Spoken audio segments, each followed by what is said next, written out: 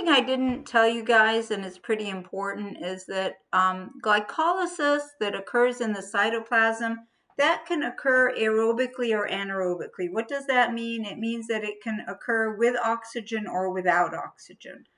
But anything in the mitochondria, the transition reaction, the Krebs cycle, the electron, that has to occur with oxygen. So oxygen your cells have to have enough oxygen in them in order for the rest of these processes to occur. So anything in the mitochondria must have oxygen. All of the reactions that are in the mitochondria must have oxygen. So we talked about glycolysis. We talked a little bit about the transition reaction and the products. We talked about the Krebs cycle, that it was a cycle that had 8 enzymes in it, and I told you what the end products are. Now we're in the last phase, which is the electron transport chain. And this occurs in the mitochondria, and it's made up of 4 big complexes, complex 1, 2, 3, and 4, Roman numerals, and they are embedded in the inner membrane of the mitochondria. So there's a nice drawing in your book, but you can come take a look over here. So up here, this is the outer membrane, okay? Hopefully you can see this. Make it a little bigger or zoom in so you can see. So this is the outer membrane. This wiggly thing over here, this is the inner membrane. And over here is the matrix. So remember how I drew the, this one's getting bad. How I drew the mitochondria for you. And I said that this is the outer and inner. And then this is the matrix. So basically we took a chunk and we put it over here, all right? So my outer membrane, my inner membrane, those wiggly lines, they call them the cristae. That's what they are over here, all right? And then the matrix. So here are the complexes. I'm gonna put like red dots in them. This is complex 1, complex 2, complex 3, complex 4, okay? And these complexes are embedded in the inner membrane, all right? So you remember all those NADHs and FADH2s, all of those guys, they're carrying hydrogens with them, right? And a hydrogen atom is made up of an H+, which is a proton, and an electron. If you remember from intro chemistry, hydrogen's got 1 proton, 1 electron, no neutrons. All right, so what they do, all those NADHs and FADH2s, and the reason they got all of those H's is from all those redox reactions that occurred that we did not get into because we don't want to delve too deeply into this. But they picked up all those hydrogens from all those oxidation reduction reactions that are all catalyzed by oxidoreductase enzymes. They picked up those hydrogen atoms, and now their goal in life, all those NADHs and FADH2s, their goal in life is to dump those H+, the proton, and the electrons onto these complexes, okay? So you see those arrows, these 3 arrows through complex 1, complex 3, and complex 4. That's where they're dumping them on this side, and what happens is that your hydrogen ions, the H+, because remember, a hydrogen atom is made up of a hydrogen ion, an H+, and an electron, okay? So the hydrogen ions are all pumped into the intermembrane space, the space between the outer membrane and the inner membrane, okay? So they're all pumped in here, okay? And then the electrons and a couple of hydrogen ions are getting transported from one complex to the other, and then finally they hit oxygen. And oxygen with a couple of hydrogen ions and a few electrons turns into water. So the end result of all of this is that oxygen with the glucose gets turned into, remember those 6 carbon dioxides that we produced in transition and Krebs? And 6 waters. And the water is produced right here at the end of the electron transport chain.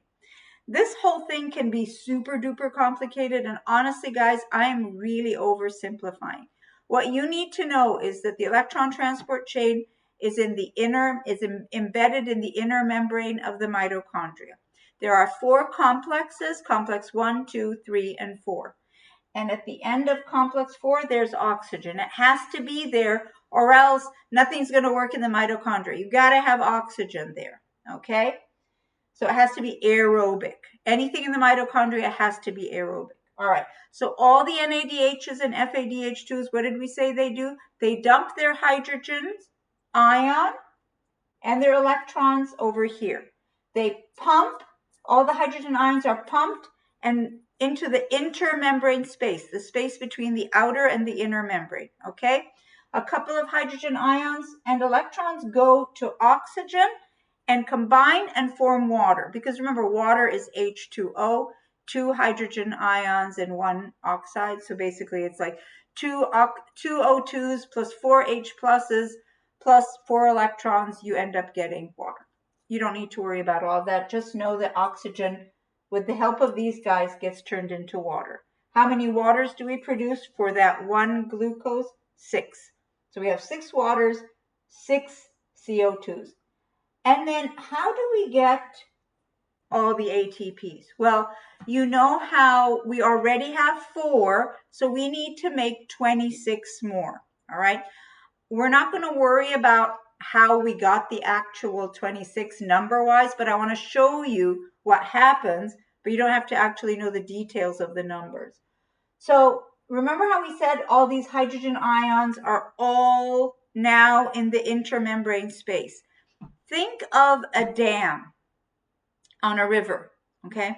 And you've got the dam closed and the river just is stuck behind the dam, and there's pressure and pressure. What happens when you open up the dam? If you open the dam, the water is going to rush over to the other side, and you can capture that energy of the rushing water and turn it into electrical energy, mechanical energy. So basically, if you remember first law of thermodynamics, energy can't be created or destroyed, but it can be transferred.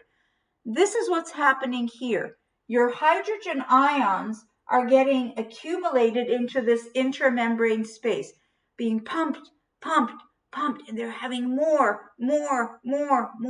And now they have reached a huge amount in this intermembrane space.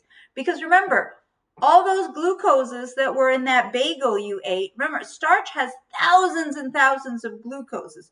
1 starch molecule. Well, your whole bagel has millions of starch molecules. So think of the gazillions of glucoses that are now producing all these hydrogen ions from all the NADHs and FADHs. So just think of this as a fascinating story happening in your body as we speak, okay? So all these hydrogen ions creating a lot of pressure in here, okay? And now we have more hydrogen ions on this side than we do on this side, because they've all been pumped here. This is something called a proton gradient. Okay, a hydrogen ion is a proton, because all it is a plus, okay? If you don't remember your basic chemistry, no worries, but trust me on this, a hydrogen ion is a proton. So we've created a proton gradient. What does the word gradient mean? It means that we have more of something on one side of a membrane than on the other side. So we have a lot of protons on this side, not very many on this side. So what happens next? See this over here? There's a molecule here that's not one of the complexes. This is called the F1F0 protein. And there is an enzyme called ATP synthetase, or ATP synthase right here. All these hydrogen ions, it's like the dam is opening up. All those hydrogen ions are now going to flow over to the matrix. And as they're flowing back into the matrix, because remember, you open the dam, everything's rushing over to the other side. Now we can capture all this energy from this flow of protons. Think of it as you're capturing all this kinetic energy and turning it into chemical energy. What is that chemical energy? You're creating a high energy bond, a high energy chemical bond. You're turning ADP plus an inorganic phosphate, which is just phosphorus that you've consumed in your diet, into ATP. And you're doing it 26 of them, okay? The details of how the NADH and FADH2 became specifically 26, don't worry about, but you are getting 26 ATPs from that one original glucose. You got 4 ATPs already, plus these 26 by this electron transport chain. You now have a total of 30 ATPs, okay? So that's metabolism. That is the actually catabolism of glucose. And the cool thing is we use Krebs cycle and the electron transport chain for lipids also. And we could also use it for proteins. The only thing that is just for carbohydrates is glycolysis. All right. So we're in the next video, we'll start talking about lipids. And then the following video, we'll talk about proteins, and then we'll be all set. But whatever I covered with Krebs cycle and electron transport chain, that is also happening with the other two macromolecules. So we'll get into that. All right, so we're all set with this. I know electron transport chain can seem confusing. Rewatch the video slowly, listen carefully. Obviously, if you're confused about stuff, send me an email, read your book.